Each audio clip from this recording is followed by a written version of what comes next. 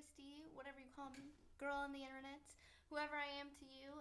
It's been a long time since I made a vlog, and it's been a long time since I've been on the internet, so I felt like I owed you guys a little update. Originally, I wrote a blog out kind of going over what I wanted to say in this vlog, but I thought this would be a lot more personal, and so we're just gonna go with it. I'm actually gonna edit this one for the first time ever, so expect it to be pretty awkward and haphazard and awful. I recorded this vlog in its entirety already once, and there was no audio. So here we are, going again, and it's time to get a little bit serious. So for the last few days, you guys who follow me on social media, obviously you had to follow me on social media, you wouldn't have found this video otherwise, know that I've been having a tough time. I've spent more days than I know now, kind of reenacting The Walking Dead in my own apartment. I haven't been showering. I've been living off of ramen and canned fruit, and it's been pretty awful. And today I pulled myself together. Every day I got a little bit stronger, and today I was able to actually pull myself together and be presentable and be here with you. So I am going to just kind of go over some things, and it's gonna be an emotional roller coaster. I cried in the first video, so let's not do it this time around. The reason why I kind of went off the grid is, as many of you know, as all of you know, when it seems like when you're down, life keeps kicking you. People have superstition that bad things come in threes, and they definitely did for me. And it was a series of events that happened in what felt like just a single breath, but it was actually kind of several weeks of it, and then finally I couldn't the shoe dropped, the last shoe dropped, whatever you want to say, and I couldn't handle it anymore, and I retreated into my hidey hole, my safe place, my bubble, my apartment, for quite some time now. Nobody knows, there's nobody on this planet that knows each event that happened except for me.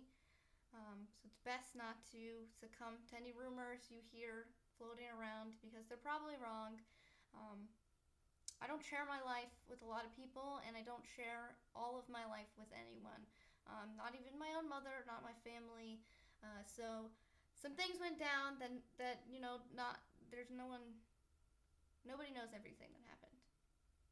So some of you may know some of the things that happened, and if you're thinking, or you thought, well, that's the only thing that went down, she needs to pull herself together and put her big girl britches on. It was just deeper than that, and I wanted to let people know that, because it's hard for me in general to even admit that I have emotions and feelings, and that I'm not, a robot, I guess. I know a lot of people think I'm super cold, and it's hard for me to share the way I feel about certain things, and so to see somebody that you previously thought was very strong not be strong, I don't know. I just wanted to seem more badass, I guess. I don't want to seem like a pansy is what actually happened. I don't want anyone to think that I let one little thing destroy me completely, because it didn't. And moving on. I've harped too long on this. Somehow this vlog is going to end up longer than the other one. I just know it. In the last few days that I've been in my apartment, kind of ignoring the world, I've learned a lot about myself, more so than I could have ever imagined, and that's kind of what I want to talk about in this vlog. Like, I'm not going to talk about what happened, obviously. I just told you nobody knows about it, but I am going to talk about the things that I learned, and hopefully somebody out there will also learn from this. I'm a firm believer that failure or pain, emotional pain or failure in a project or anything like that, should be a moment that you revel in as a person.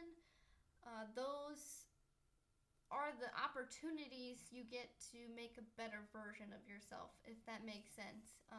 These are the opportunities that force us to actually look within ourselves and get really introspective about it.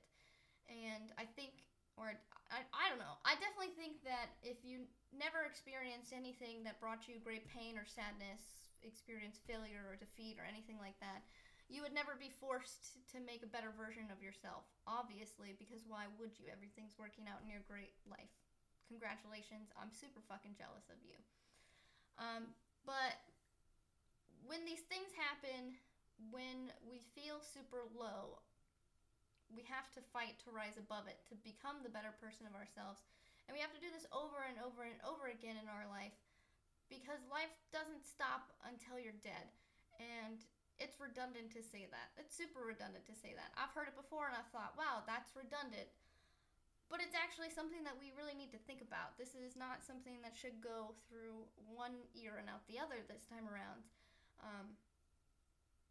Each day, you are forging your own path in life, and you're deciding what is left behind when you're gone. It sounds morbid. Pretty much, this next part's gonna be pretty morbid. What I'm trying to get through to everyone's gonna be pretty morbid. Just try and get past that. You need to really start thinking about not getting teary-eyed on your blogs. You need to start thinking about what people are going to remember you by. What is it that you're leaving behind? Did you have some crazy, great act of charity and they made a statue of you somewhere? Did you invent the next coolest tech gadget? Did you love your family unconditionally? I mean, it doesn't have to be huge, but it needs to be something that's meaningful and impactful in your mind. And I mean, you're constantly leaving these breadcrumbs of your life, this entire trail of breadcrumbs that's left behind. And when you're gone, that's the only thing left. And you have a choice to make every day: who you're going to be, what you're going to do with your life, what's the next big thing. You have a choice to make every day about who you're going to be. What are you going to do? Are you going to become a better version of yourself, or are you going to cry on the couch for 12 more hours and watch Sons of Anarchy? You have to make that decision. You have to decide who you're going to become. You need to rise up from whatever you're facing, even when everything, literally everything, feels impossible. You have to overcome that moment, because nobody else will overcome it for you. Nobody can help you but you. And it doesn't matter what's causing your pain. Is it medical? Is it physical? Emotional? What is it? You need to find out what it is, and you have to actually make an effort to cut that pain out of your life and be able to heal the wound and move on. And until you do that, until you actually look inside of yourself and figure out what happened, why am I feeling this way, could have I done anything to stop it, even if you can't, even if it was just going to happen in the first place, even if it's something completely out of your control, you have to find a way to isolate that inside of your body, or else it's going to eat you away day by day, and it's going to affect the way you feel about your life. I think that it's important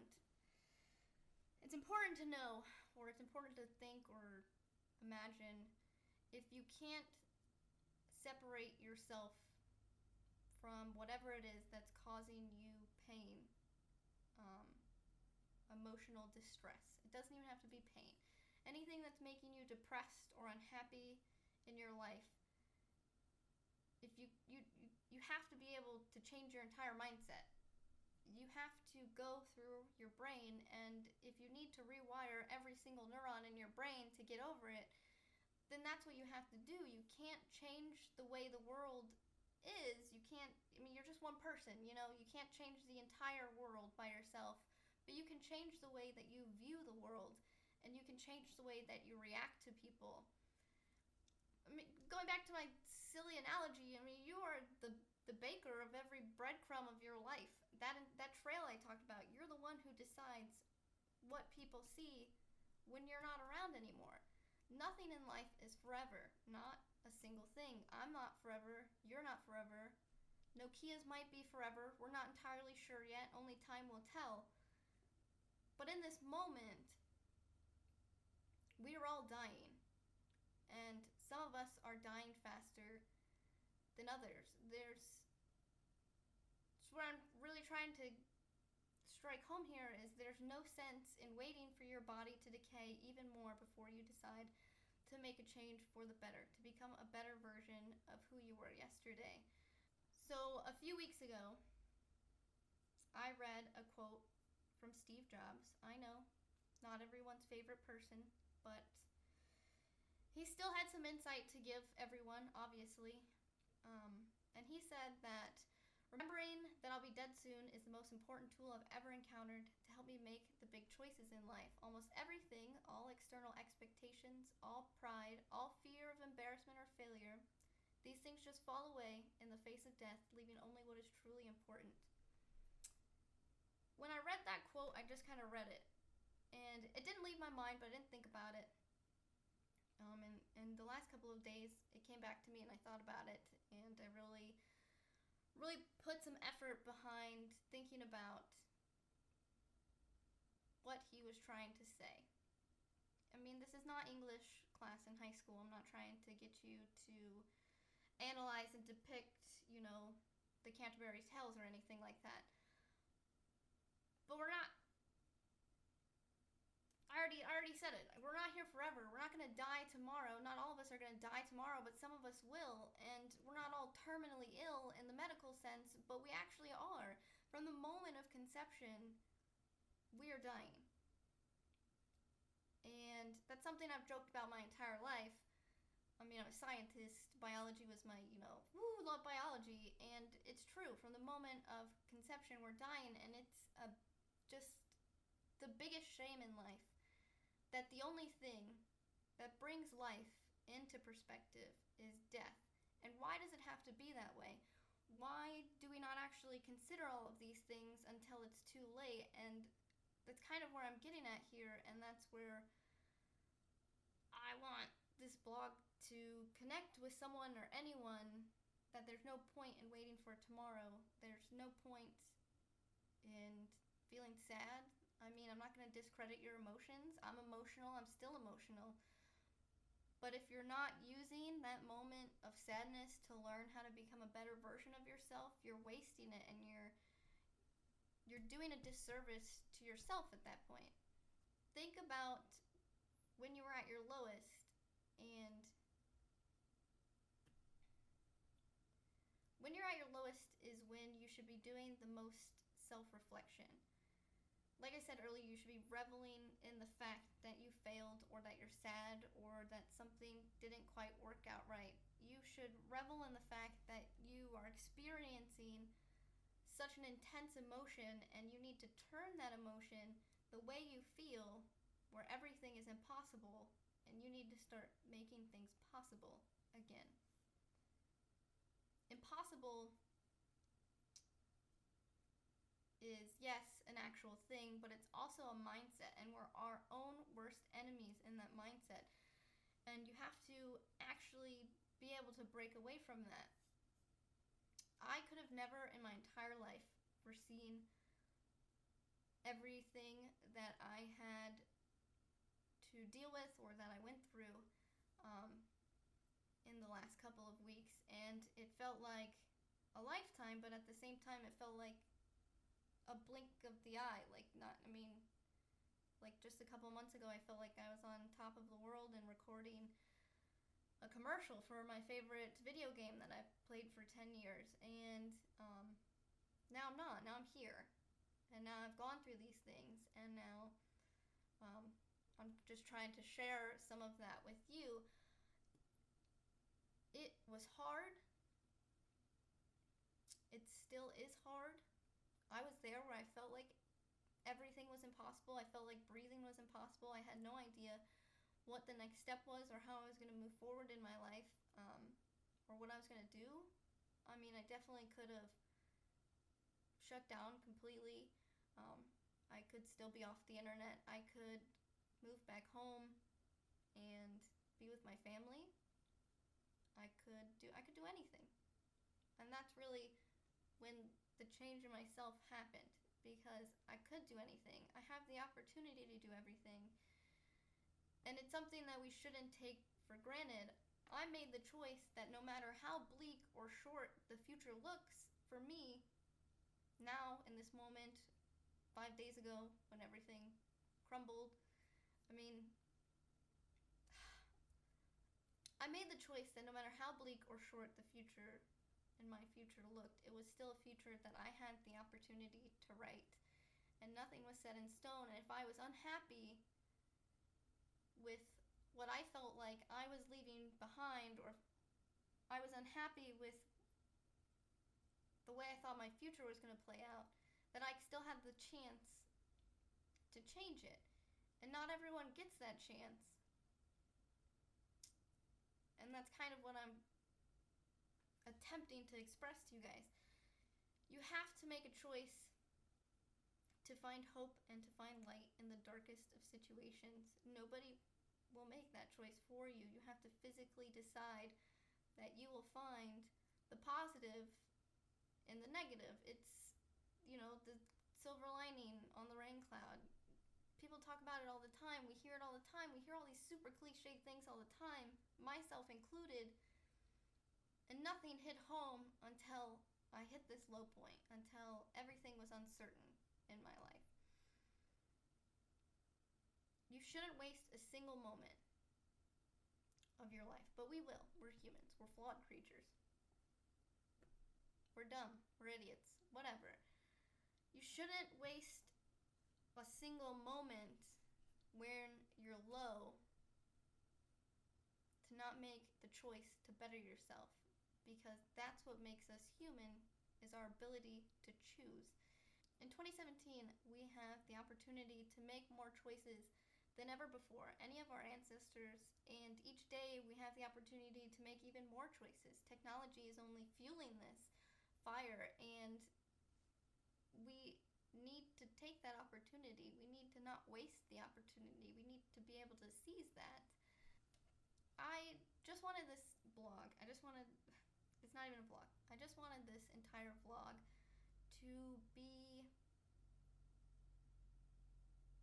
a chance for even one person to hear what I'm saying. I'll be honest with you, if I watched this, if this wasn't me talking, if I watched, my favorite YouTuber or Twitch streamer's vlog and it was about the same thing, I don't know if I would hear it. And so that's why I'm trying to stress so much right now to actually hear this. And if you are going through a hard time in your life, if you are down in the dumps, if you do have something that you feel like is completely impossible, you just have to really look inside yourself to find the change that you need to make. I don't know, I feel ridiculous right now. So I'm going to stop talking about it. I've been working on a blog for almost 2 weeks now. I mean, it got put on hiatus because the blog was taking a dark turn while I was depressed. But I'll post that later, and it has some more kind of insightful things, I guess. I don't know. Somehow my writing has turned very insightful recently. Or I think it's insightful. You guys could think it's complete horseshit. That's the internet's opinion. That's your opinion. You have the right to make that opinion. But I did want to say thank you to everyone who reached out to me. I'm not going to get teary-eyed. I want to say thank you to my friends who were there for me, who let me crumple in their arms. They didn't judge me. They listened without judgment, and that was something that I needed so badly in my life at that point. I mean, at this point, I'm still going through it. I'm not going to pretend like I've changed into this fucking omniscient Gandhi being and I'm the end-all be-all to all intellect. I'm not. But I found out so many things. I got so much perspective on myself and my life and what my future has in store for me. And I'm just very thankful for that opportunity. And I'm thankful. I feel like I'm at Thanksgiving right now. I'm thankful that everyone was patient with me. If you weren't, it's cool. It's fine. I get it. The internet is a fickle beast. But the people who were patient, the people who were silently waiting and not pestering me to come back to stream, not asking me if I still streamed. And I want to thank just the opportunity. I want to thank you guys for the opportunity you've given me over the last 3 years now. 3.5 soon. We've been together for 3 years, and I feel like I've taken that for granted. I've taken my community for granted. I've been very content with the way that I was living, and somewhere along the lines, I had drive, but I also lost the drive, if that makes sense. And I feel like I did a really great disservice to a lot of people on Twitch. There are friends of mine who I fell out of contact with. There are viewers who I thought were very close, like family, that I fell out of contact with.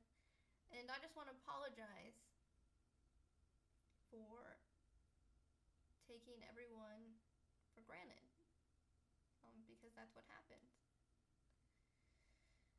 And it's been happening. This isn't like a recent thing. I've been content and taking for granted the things that I have in my life since I moved to California for 2 years. I mean, I question where I would have been in the future had I not done that. Sorry. This got weird. I didn't want it to get weird, but I just want everyone to really know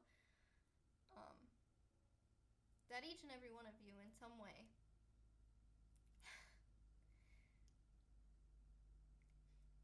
I don't want to cry.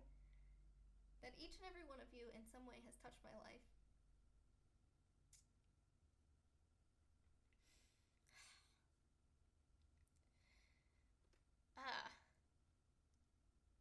And